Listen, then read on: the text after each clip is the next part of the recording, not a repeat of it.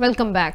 और अभी आपको बताएं कि रहनुमा पीटीआई फयाजुल हसन चौहान मीडिया से गुफ्तगू कर रहे हैं। आइए आपको बरह रास्त ये चलें। इस दहशतगर्दी की जो लहर आई है इसको नाकाम बनाएंगे, लेकिन अरबाब बस्तो कुशाद इस बात की तरफ तवज्जो दे कि अपने आप का NRO 2 लेकर 1150 अरब के कर्जे माफ़ करवा कर अपने आप को सियासी वॉशिंग मशीन में साफ़ सुथरा करने से उनकी तवज्जो हटे तो वो पाकिस्तान की सरहदों की हिफाजत और पाकिस्तान की आवाम की हिफाजत की तरफ तवज्जो दे सके। मैं एक दफ़ा फिर शहीद होने वाले अहलकार को खराज तहसीन पेश करूँगा। अब असल इशू की तरफ आते हैं। मैं आपके सामने गवर्नर के गैर आईनी इकदाम के दो पहलू, एक हाल का पहलू और एक मुस्तकबिल का सिनेरियो आपके सामने रख रहा हूँ। इसमें 1% भी मेरी आंख के ऊपर कोई PTI की ऐनक, इमरान खान साहब की अकीदत की ऐनक, पंजाब हुकूमत के वज़ीर आला के तर्जमान की ऐनक नहीं लगी। मैं आपको एग्जैक्ट आइन, कानून और असम्बली रूल्स एंड प्रोसीजर्स की रोशनी में सारी पिक्चर आपके सामने क्लियर करूँगा। पहली बात तो ये है कि गवर्नर ने एतमाद का वोट लेने के लिए वज़ीर आला को ख़त नहीं लिखा, वज़ीर आला के दफ्तर को जनाब मुखातिब नहीं किया, वज़ीर आला के दफ्तर में इंटीमेशन नहीं भेजी।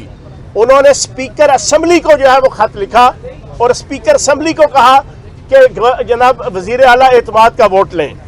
आइन के अंदर कैटेगोरिकली लिखा हुआ है कि गवर्नर जब भी एतमाद का वोट लेने का कहेगा वो वज़ीर आला को कहेगा। फिर दूसरी बात ये लिखी हुई है कि जब वो एतमाद के वोट के लिए वज़ीर आला को कहेगा तो उसके लिए असम्बली का इजलास समन करेगा। समन करने का मकसद यह है इजलास बुलाना। इजलास बुलाने का मकसद यह है कि असम्बली का कोई प्रिवेलिंग इजलास रन नहीं हो रहा होगा, वो इजलास बुलाएगा नए सिरे से। इस वक्त की सूरत हाल ये है कि पंजाब असम्बली के दो इजलास 41वां और 42वां जारी और सारी है, वो प्रोरोग नहीं हुए, वो एडजर्न हो रहे हैं। जो पहला इजलास 41वां है, ईवान इकबाल के अंदर हमजा शहबाज की गैर आईनी हुकूमत ने बुलाया था और गवर्नर ने बुलवाया था। गवर्नर ने नकम्मापन होने का सबूत देते हुए अभी तक उस इजलास को प्रोरोग नहीं किया, अभी तक वो एडजर्न है, वो इन सेशन है, वो है 41वां इजलास। 42वां इजलास वो है जो पिछले 3 माह से स्पीकर का बुलाया हुआ इजलास जो इस वक्त चल रहा है, जिस इजलास के अंदर पंजाब के मामलात, पंजाब के अंदर law making, policy making, procedure making और जो रनिंग बिजनेस होता है वो चल रहा है। अब 41वां और 42वां इजलास होते हुए 43वां इजलास बुला लिया गया और 43वां इजलास भी जो बुलाया गया वो वज़ीर आला को एतमाद का वोट लेने के लिए नहीं कहा गया। और फिर उसमें एक चीज़ और बड़ी इंपॉर्टेंट है, मंजूर भुट्टो केस है एक लाहौर हाई कोर्ट का इसी एतमाद के वोट के हवाले से। उसमें हाई कोर्ट की रूलिंग मौजूद है कि जब भी गवर्नर एतमाद का वोट लेने के लिए कहेगा तो वो कम से कम 10 दिन का टाइम पीरियड देगा। जैसे आइन के अंदर और असम्बली प्रोसीजर्स के अंदर लिखा हुआ है कि जब तहरीक अदम एतमाद आएगी आपके वज़ीर आला के खिलाफ तो उसमें 3 दिन से लेके 7 दिन के दरमियान जनाब उसकी वोटिंग होगी। जब वो टेकअप हो जाएगी वो तहरीक अदम एतमाद। इसी तरीके से आइन के अंदर अगर कोई सुकन था, उस वक्त क्लैरिटी नहीं थी एतमाद का वोट लेने के हवाले से कि टाइम पीरियड क्या होगा, तो उस वक्त की लाहौर हाई कोर्ट ने जो रूलिंग दी थी, जो पाकिस्तान के कानून के मुताबिक जो आपकी आला अदलिया है, सुप्रीम कोर्ट और हाई कोर्ट, उनकी जो रूलिंग होती है, उनके जो फैसले होते हैं वो प्रॉपर कानून कंसिडर होते हैं। ये पाकिस्तान के अंदर ही नहीं, ये दुनिया की हर अदालती सिस्टम के अंदर होता है।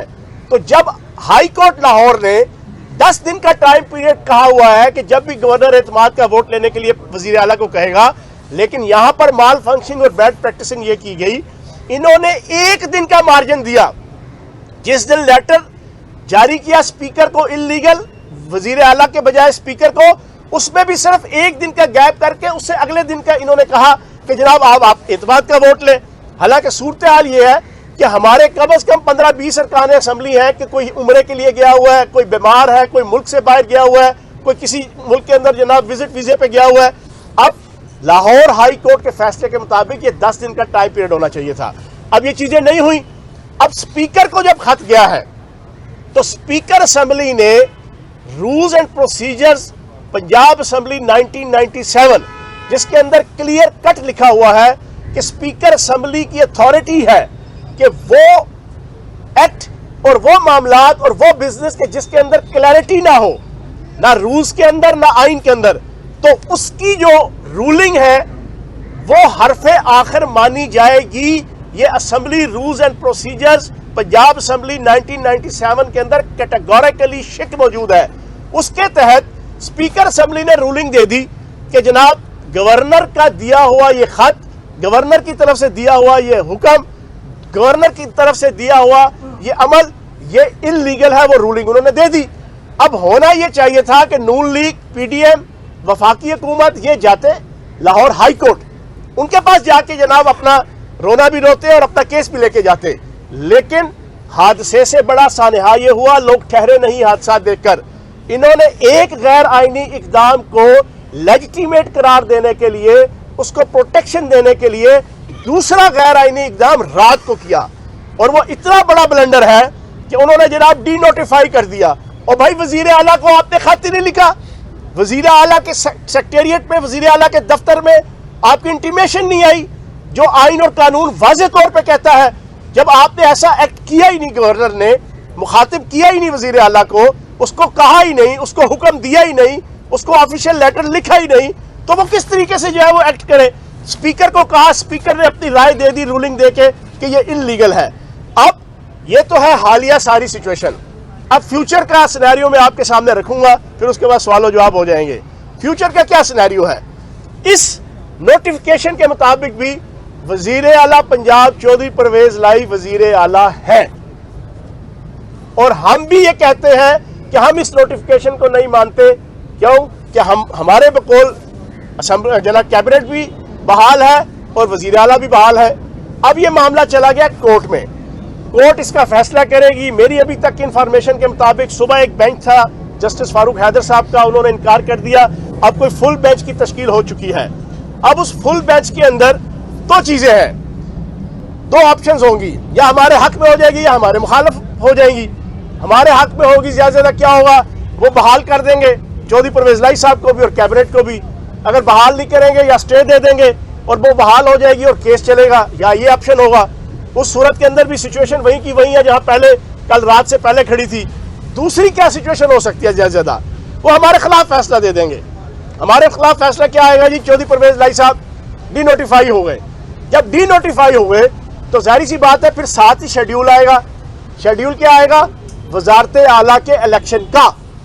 अब वजारत आला के इलेक्शन की सूरत हाल ये है कि 190 मेंबर हमारे हैं, उसमें से एक है लोटा आजम दोस्त बाजारी, उसको अगर आप निकाल देंगे तो 189 है। अब 186 वोट लेकर वजीर आला बनना है तो चौधरी परवेज लाई साहब दोबारा वजीर आला बन जाएंगे 199 जनाब वोट लेकर 89। उसमें अब कौन सी कोई इतनी बड़ी साइंस है, या इतनी बड़ी कोई मुश्किल है, या इतना बड़ा कोई हर्डल है, या इतना बड़ा कोई बैरियर है, या इतना बड़ा कोई ऑब्स्टिकल है, या इतनी बड़ी कोई रुकावट है। जब 189 हमारे पास है तो अगले इलेक्शन के अंदर हमारा बंदा बन जाएगा। क्या नेगेटिव इंपैक्ट क्या है? जो अता तारण बाबाए करप्शन। रहनुमा पीटीआई फ्याजुल हसन चौहान मीडिया से गुफ्तगू कर रहे हैं। उन्होंने कहा कि आइन में लिखा है कि गवर्नर एतमाद का वोट लेने के लिए वजीर आला को कहेगा। मजीद कहा कि इस वक्त असम्बली में 2 इजलास जारी और सारी हैं। उन्होंने कहा कि एक गैर आइनी काम को तहफ़्फ़ुज़ देने के लिए दूसरा गैर आइनी इकदाम रात को किया गया। मजीद कहा कि होना यह चाहिए था कि पीडीएम और वफाकी हुकूमत अपना रोना कोर्ट में जाकर रोते। हुकूमती नाअहली के बायस दहशतगर्दी फिर शुरू हो गई है। उन्होंने कहा कि मेरी इत्तलात के मुताबिक दहशतगर्द मियाँ वाली तक जा पहुंचे हैं।